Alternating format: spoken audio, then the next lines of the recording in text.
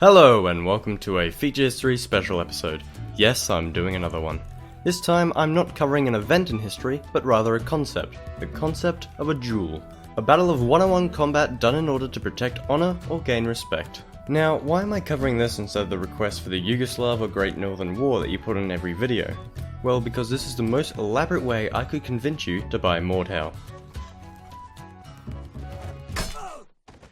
Anyways, more about Mordhau at the end. The duel isn't a revolutionary idea. We've always had a loose-ish idea of honour, whether it be a matter of official recognition or just to please one's ego.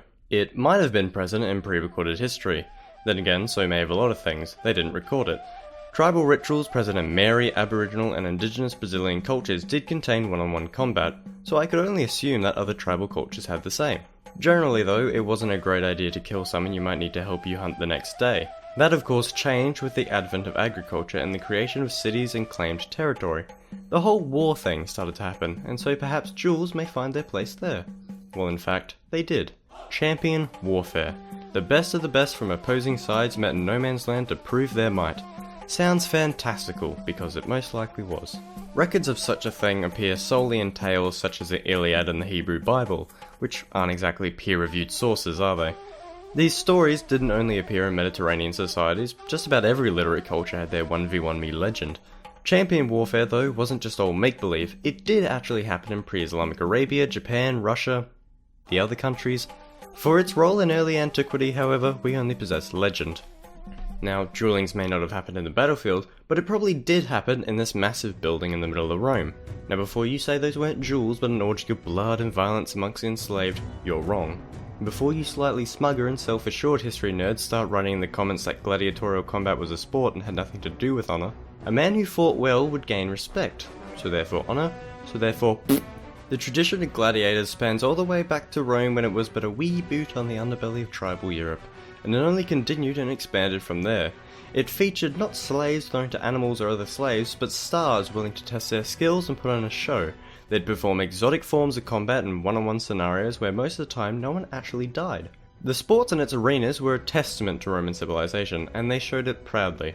But as money dwindled and Christianity was brought in, it fell into decline, until being made illegal in 438 AD. As we all know, Rome fell, but the duels remained. The pagan practice of holmgang was adopted into Scandinavian law in the early Middle Ages. Holmgang could be used to solve a myriad of disputes, especially those of honour. So how does one holmgang? Well, I'm glad you asked. Two men would meet in an arranged place, a field of honour, and using the latest in stabbing or bludgeoning technology would see who would be the first to be injured or die, whichever fits your fancy. This was of course an exception to the murder laws, and refusing to participate would have you outlawed. With the turn of the millennia though, this fell out of practice and was criminalised. Just prior though, the Holy Roman Empire began to embrace their old Germanic tribal battlings into common law. Trial by combat was sanctioned. Similar to holmgang, serious criminal disputes could be resolved by trial by combat, the idea being God wouldn't possibly let the innocent die, right? A bunch of cultures had similar systems or rituals to trial by combat. The idea of assaulting someone rather than arguing was quite appealing. Trial by combat was quite different to holmgang in ways. The to-be-defeated could cry out craven, or something similar to capitulate, losing the dispute. Also losing if they never appeared to begin with. It also had the clever little addition that one could select a champion to represent them. You wouldn't be fighting little old Gunther the merchant, but instead say hello to Otto, the dockhand. The 13th century saw its decline as a sensible trial by jury was introduced. It remained quite popular within the HRE, but generally commoners were not inclined to fight. Knights, on the other hand, loved to fight. The practice of passage of arms evolved in the late 14th century, where a group of knights would set up on a bridge and like a school kid would demand a password, but this password was a feasibly fatal fight. If you left, they called you mean words, disgracing you. Jousting also became a thing, and wasn't too fatal, so thumbs up from me. The 16th century saw trial by combat and the passage of arms fall out of practice, but dueling would never fall out of practice. The Renaissance gave way to the notion of a gentleman, a man of honour, and how would he protect this honour? In the most gentlemanly way possible, stabbing the fuck out of you. Inspired by the prior plethora of practices, the aristocrats, bureaucrats, diplomats, pussycats and smelly rats took up dueling. It was quite simple. Upon offence, the offended would throw down the gauntlet. A gauntlet made of soft cotton, but a gauntlet nonetheless. A time and place was arranged and the gentlemen arrived with their seconds, who if they couldn't convince their superiors of this idea's low quality, would arrange their equipment. The duel was typically sabres, and beginning with the 18th century, pistols. More exotic options were available such as billiard balls, balloons, and even pork sausages. Fights ended upon challenger's satisfaction, or in certain conditions, first blood, wound, or death. Most weren't death though. The Catholic Church tried to crack down on it, but clearly didn't. Its popularity continued across Europe and colonial America, and it was most popular in France.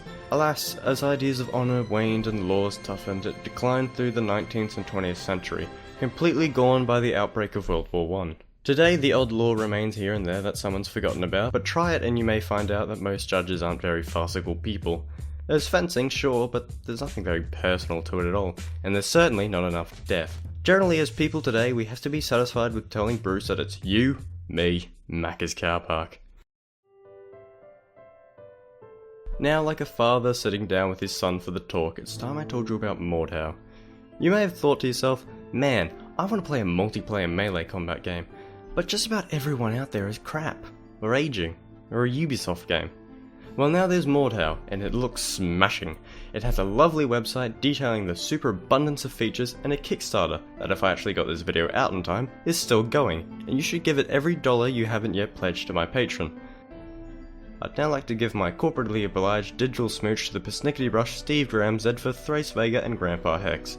The more impersonal peck to all the other sometimes lovely patrons, and the next episode we'll be getting back to all those wars you preteens are all about. Toodles.